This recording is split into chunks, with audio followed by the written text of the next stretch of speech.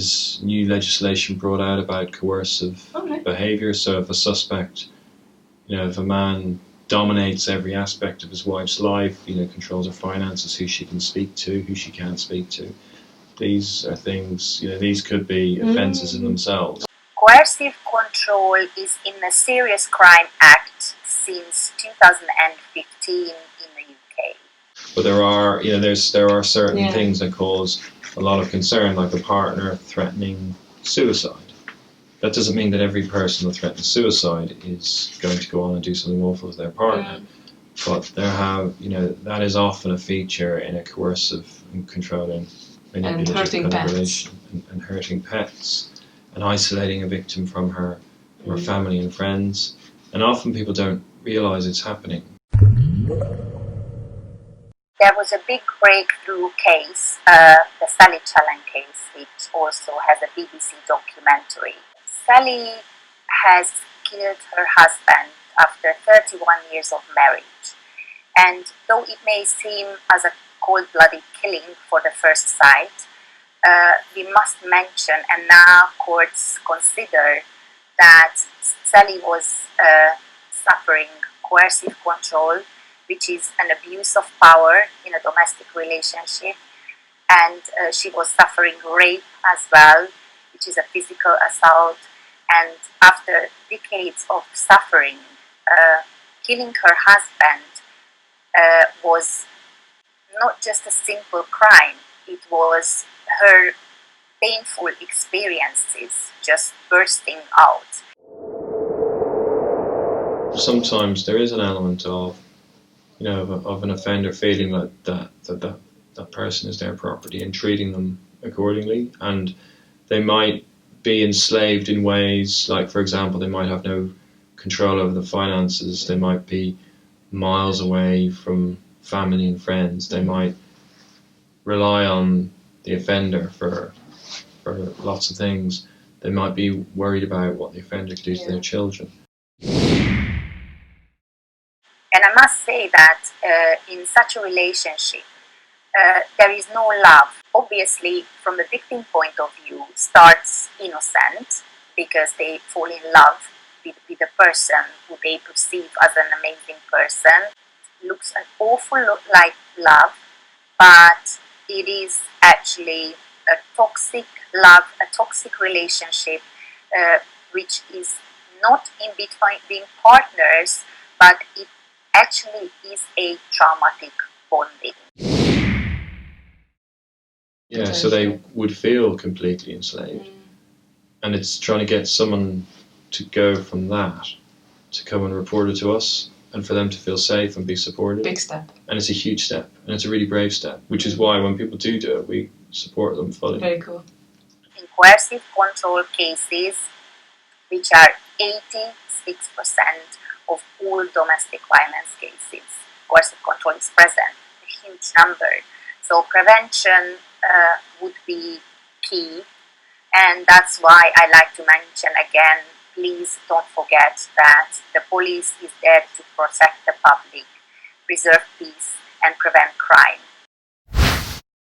So if people make that report, we take it really seriously. We know that domestic violence goes on, domestic sexual violence goes on, and we're here to stop it and support victims and survivors and help them through this. And that's in order to avoid from someone to die in the end.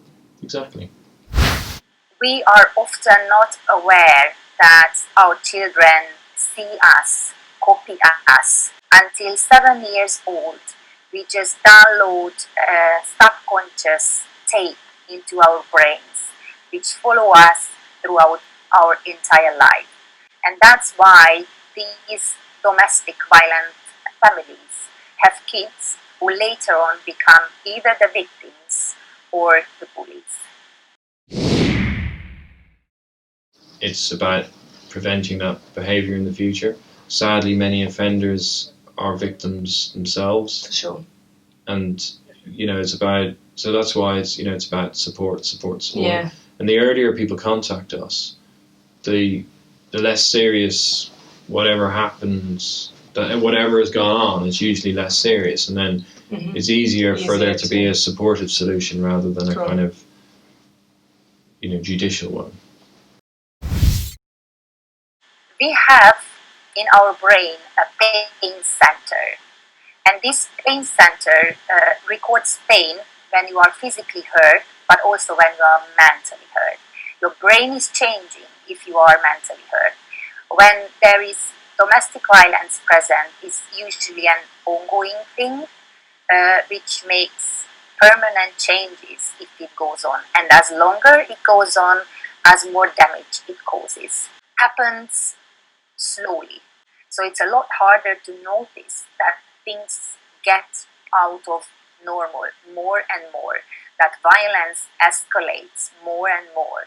The problem is that people are not aware that escalation is not going to stop. So if they don't involve the police or the social services, it's not going to get better, it's just going to get worse. There may be people watching this. There, sometimes there's men who behave in a way that they themselves are ashamed with. But at the time it happens, they feel they've got no control over themselves. Mm-hmm.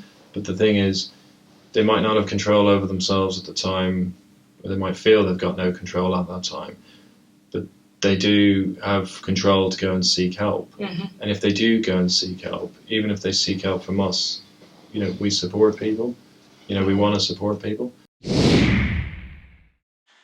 there are more women than men, but the number of men is rising as well, unfortunately. Despite the fact that most of the times women are the victims, men can be victims too, but there is more silence about that. It's less crimes reported involving men, because it's more of a shame for a man to get involved in a domestic violence as a victim.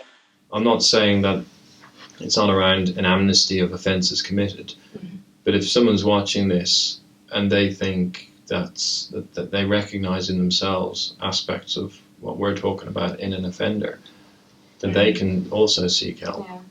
Many times I have seen where a husband or a male partner committed an offence against the female partner and totally regretted, I will change, I will not do it again. So they kind of regret it. So there is a moment when they realize it was wrong. Is that what you're kind of saying? Well, there's that. And then there's obviously translating that into meaningful action. I mean, as a police officer, I have encountered people that regret their actions when they're sitting in a police station or when they're on their way to prison.